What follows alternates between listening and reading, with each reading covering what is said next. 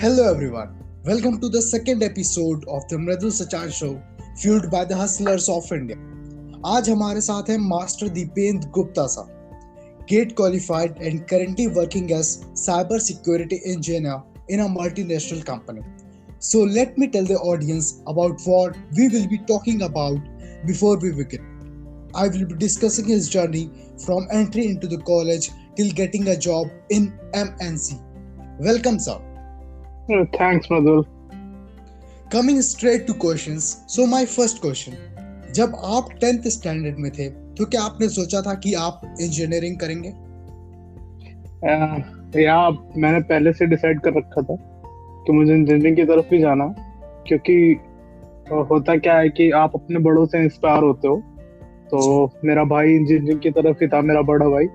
सो मैंने 10th में decide कर लिया था कि मुझे इंजीनियरिंग ही चूज करना है। सो मैंने उसी तरह 12th किया, फिर IIT की प्रिपरेशन करी और उसके बाद बीटेक किया। Now currently working in cyber security engineer. Alright, आपके फादर गवर्नमेंट सेक्टर से हैं, फिर भी आपने प्राइवेट फील्ड में आने का क्यों सोचा? Okay, this is a good question. हाँ, मेरे पापा जो हैं वो गवर्नमेंट सेक्टर में हैं, बट हाँ मुझे ऐसा लगता है कि प्राइवेट सेक्टर की जो जॉब होती है उसकी लाइफस्टाइल और थोड़े पैसे दोनों ही अच्छे हैं गवर्नमेंट सेक्टर से, इसलिए मैंने प्राइवेट सेक्टर को चूज किया। हाँ, अभी जब मैंने चूज कर लिया तब मुझे रियलाइज हुआ कि हाँ, काम बहुत ज्यादा करना पड़ता है in comparison to government sector, but मैं बोलूंगा कि हाँ, प्राइवेट सेक्टर अच्छा है। Okay sir, I am sure कि हमारी ऑडियंस में से कई यंगस्टर्स हो गए जो इंजीनियरिंग करना चाहते हैं, तो आपकी क्या एडवाइस होगी for those who want to pursue a career similar to yours? Okay, जो भी इंजीनियरिंग करना चाहता है, मेरी सिर्फ एक एडवाइस है कि इंजीनियरिंग करो तो कंप्यूटर साइंस से करो, क्योंकि मैंने बीटेक कर रखा है तो मुझे पता है आप अगर कोई दूसरी ब्रांच चूज करके बीटेक करते हो तो आपकी जॉब लाइफ बहुत डिफिकल्ट हो जाती है। प्लांट की जॉब करनी पड़ेगी अगर तुम केमिकल या मैकेनिकल चूज करते हो, बट कंप्यूटर साइंस में क्या है कि तुमको लैपटॉप पे काम करना है, वो भी कठिन है बट दूसरे के कंपैरिजन में वो काफी आसान है, क्योंकि कंप्यूटर पे काम करना और एक प्लांट पे जाके काम करना, दोनों में बहुत बड़ा अंतर होता है। तो मैं बोलूंगा कि अगर कोई भी बीटेक के लिए जाना चाहता है तो वो कंप्यूटर साइंस से जाए, क्योंकि लॉन्ग रन में कभी नहीं फर्क पड़ता कि तुम पढ़े कहाँ से हो, बट तुम्हारी ब्रांच जो है वो तुम्हारे साथ पूरी लाइफ चलेगी। तो मेरी सिर्फ एक ही एडवाइस है कि कंप्यूटर साइंस ब्रांच के साथ ही जाओ। ऑलराइट सर, तो what is the one myth about your profession or your field that you want to expose or debunk? IT sector में एक सबसे बड़ा वो है मिथ कि तुम लोगों को कुछ काम नहीं करना पड़ता है, और दूसरी चीज ये है कि तुम जब IT सेक्टर में जॉब करते हो तो तुम्हारे आसपास के सारे लोग ऐसा बोलते हैं कि तुम्हें कंप्यूटर में सब कुछ पाओगे, लेकिन ऐसा नहीं है। हम सिर्फ कंप्यूटर पे काम करते हैं जो हमारा काम है, बट कि मैं लैपटॉप ठीक कर लूंगा या तुम्हारी विंडो स्टार्ट नहीं हो रही तो मैं विंडो स्टार्ट कर दूंगा, मैं तुम्हारा सिस्टम रिबूट कर सकता हूँ, तो हम ये नहीं करते। तो IT सेक्टर के लिए सबसे बड़ा मिथ है, और शायद ये चीजें हर एक IT इंजीनियर ने फेस करी है कि अगर वो जाता है अपने रिलेटिव के यहाँ तो बोलते हैं देखो इस कंप्यूटर में कुछ दिक्कत आ रही है, प्लीज देख लो। तो IT इंजीनियर ये नहीं करता है, उसका काम उसकी टेक्नोलॉजी से रिलेटेड है, वो वही करता है। और ये सारे काम के लिए हमारे ऑफिस में पर्टिकुलर एक टीम बनी हुई है, अगर हमें भी कुछ इश्यू आता है लैपटॉप में तो हम उन टीम के पास जाते हैं, बोलते हैं भैया इसको ठीक करके दो। तो ये सबसे बड़ा मिथ है IT सेक्टर का। ओके सर, एक ऐसा स्टूडेंट है जो बस 12th स्टैंडर्ड में गया ही है और एक जिसके 12th के बोर्ड्स लगे हुए हैं, तो एक स्ट्रैटेजी बता दीजिए उनके लिए। हाँ, स्ट्रैटेजी तो देखो सबकी अपनी अपनी होती है, बट हाँ मैं ऐसा बोलूंगा कि अपने कोर सब्जेक्ट पे फोकस करो, क्योंकि मैं बीटेक के लिए गया तो मैं बोलूंगा कि तुम फिजिक्स, केमिस्ट्री और मैथ्स पे ज्यादा फोकस करो। और सबसे बढ़िया स्ट्रैटेजी यही होती है कि तुम जितना ज्यादा से ज्यादा बुक पढ़ सकते हो। अगर तुम बुक पढ़ोगे तो तुम बहुत सारी चीजें सीखोगे, और कभी नोट्स पे डिपेंडेंट मत हो। तुम्हारे कोचिंग के नोट्स हैं या तुम्हारे स्कूल के नोट्स हैं, उन पे डिपेंडेंट मत हो, खुद के नोट्स बनाओ। जब तुम नोट्स बनाओगे तब भी तुम काफी कुछ सीखोगे। तो मेरी सिंपल सी स्ट्रैटेजी है कि बुक्स पढ़ो, अपने नोट्स बनाओ और उन्हीं के थ्रू जाओ, तो वो तुम्हारे लिए काफी हेल्प करेंगे, ना सिर्फ बोर्ड में बल्कि आगे की लाइफ में भी। एक्चुअली सर वो हमारी बुक्स इतनी ज्यादा होती हैं कि हमारे लिए पॉसिबल नहीं हो पाता कि हम पूरी बुक को गो थ्रू करें। हमारे बोर्ड्स में हमारे पास कई सारे सब्जेक्ट्स होते हैं, तो हम मोस्टली करते क्या है, अपने कोचिंग इंस्टीट्यूट के नोट्स के साथ प्रेफर करते हैं और उनके साथ जाते हैं। तो हाँ, तो बुक्स को कैसे पढ़ना चाहिए, उनसे कैसे नोट्स बनाने चाहिए हमें? ओके, सो देखो, सबसे पहली चीज तो ये है कि तुम्हारे फिजिक्स, केमिस्ट्री, मैथ्स के अलावा जितने भी सब्जेक्ट हैं, इंग्लिश, हिंदी और जो भी है, तो आपको उन पे उतना फोकस नहीं करना है वो, क्योंकि हमारे लाइफ में ज्यादा मैटर नहीं करने वाले हैं आगे। तो मेरा जो अपना मानना है कि तुम फिजिक्स, केमिस्ट्री और मैथ्स पे फोकस करो। अभी मैथ्स के लिए तुम्हें बुक नहीं पढ़नी है ना, मैथ्स में तुम्हें सवाल लगाने हैं, क्वेश्चन सॉल्व करने हैं, तो वो एक अलग हो गया। अब बचता है फिजिक्स और केमिस्ट्री। तो अभी बात करते हैं केमिस्ट्री की। तो केमिस्ट्री में दो चीजें, एक इनऑर्गेनिक, ऑर्गेनिक और फिजिकल केमिस्ट्री भी है। तो जो फिजिकल है वो तो कम्प्लीटली मैथ्स है, ठीक है, और ऑर्गेनिक केमिस्ट्री भी पूरी मैथ्स है, क्योंकि ऑर्गेनिक केमिस्ट्री पूरी रूल्स पे चलती है। दिक्कत आती है इनऑर्गेनिक केमिस्ट्रीज पे, क्योंकि इनऑर्गेनिक केमिस्ट्री में क्या होता है, बहुत सारी चीजें हैं जो अपने आप से ही होती हैं और वो वैसी ही होती हैं, जिनका कोई नियम नहीं है, जिनका कोई रूल नहीं है। तो उसके लिए तुम्हें बुक पढ़ना जरूरी है। तो मतलब एटलीस्ट आप इनऑर्गेनिक केमिस्ट्री की तो बुक पढ़ो ही पढ़ो, ठीक है। फिर आती है बात फिजिक्स की। अभी फिजिक्स में क्या है, फिजिक्स में दो पार्ट हो जाते हैं, एक न्यूमेरिकल और एक थ्योरी, ठीक है। न्यूमेरिकल तुम तभी लगा पाओगे जब तुम्हें थ्योरी आएगी अच्छे से। तो मैं बोलूंगा कि फिजिक्स की तुम्हें दोनों बुक्स, जो भी इलेक्ट्रोमैग्नेट और लाइट वगैरह, ये तुम्हें पूरी पढ़नी पड़ेगी। तो फिजिक्स की बुक पूरी पढ़ो, केमिस्ट्री में इनऑर्गेनिक केमिस्ट्री की बुक पढ़ो, और मैथ्स तो है ही अलग। तो मेरा मतलब यही है, आप इस तरह से तैयारी करो, ये थोड़ा सा आपका टाइम बचेगा और आप बुक भी पढ़ोगे तो ज्यादा नॉलेज मिलेगा। तो आपके कहने के अकॉर्डिंग हम फिजिकल केमिस्ट्री के लिए बुक को स्किप कर सकते हैं, रेदर देन वो टाइम हम अपने लिए उसको फिजिक्स में यूज करें। यस, हाँ बिल्कुल, फिजिकल केमिस्ट्री कम्प्लीटली मैथ्स है, क्योंकि अगर तुम फिजिकल केमिस्ट्री को देखते हो 12th के बाद, तो तुम्हें सिर्फ न्यूमेरिकल्स मिलेंगे, थ्योरेटिकल पार्ट बहुत कम होता है। तो थ्योरेटिकल पार्ट जो भी आया है आईआईटीज में या एग्जाम्स में, तो वो कोचिंग वाले तुम्हें प्रॉपर नोट्स दे देते हैं। बट लेकिन इनऑर्गेनिक केमिस्ट्री का क्वेश्चन हमेशा नया आता है और एक अलग होता है। तो मैं बोलूंगा इनऑर्गेनिक के लिए आप बुक पे जाओ, और फिजिकल से जो टाइम सेव कर रहे हो वो फिजिक्स में डाल दो। Okay sir. क्या एक अच्छी कंपनी में प्लेसमेंट के लिए बोर्ड्स के परसेंटेज मैटर करते हैं? देखो, बोर्ड्स के जो परसेंटेज है वो तो हमेशा ही मैटर करते हैं, और हाँ, प्लेसमेंट के लिए भी मैटर करते हैं। उसका रीजन ये होता है कि जब तुम किसी बड़ी कंपनी में अप्लाई करते हो, मल्टीनेशनल कंपनी में, तो कंपनी सबसे पहले तुम्हारा सीवी शॉर्टलिस्ट करती है तुम्हारे परसेंटेज के अकॉर्डिंग। अगर तुम्हारे 12th में 75% से कम है या 65% से कम है, कंपनी अपना क्राइटेरिया सेट कर देती है। तो अगर तुम उसमें लाइन नहीं कर रहे हो तो तुम्हें पहले ही बाहर कर देगी।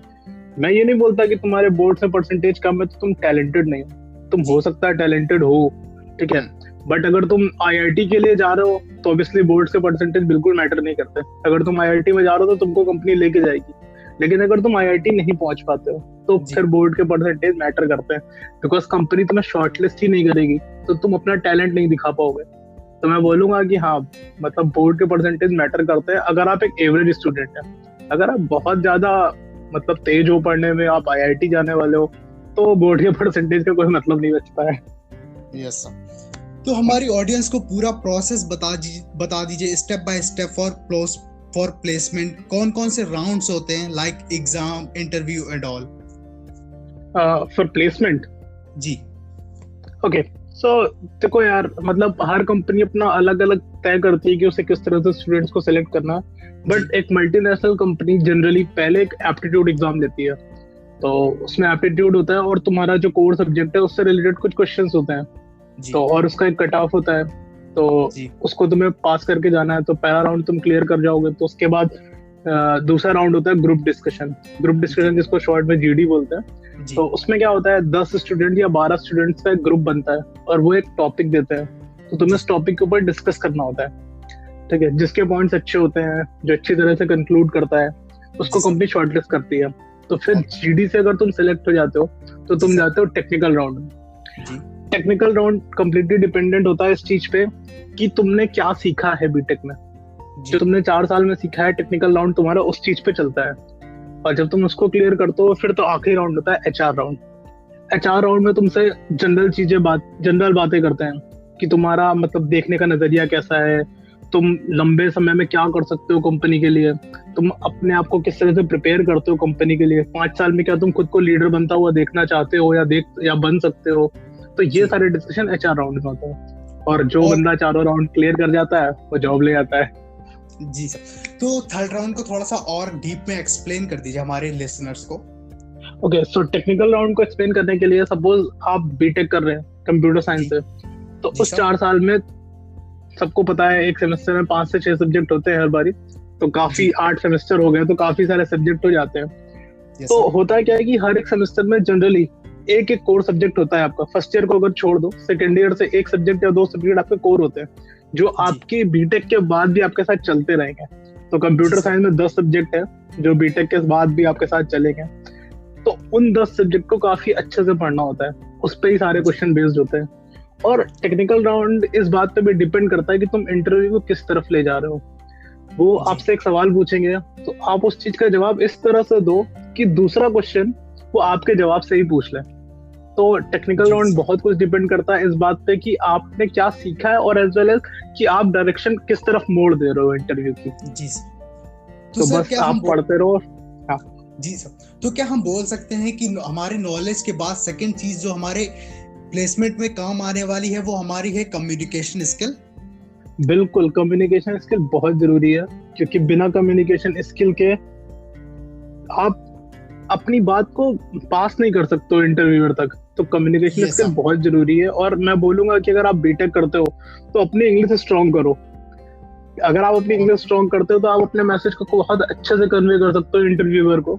तो communication skill is the most important part of interview.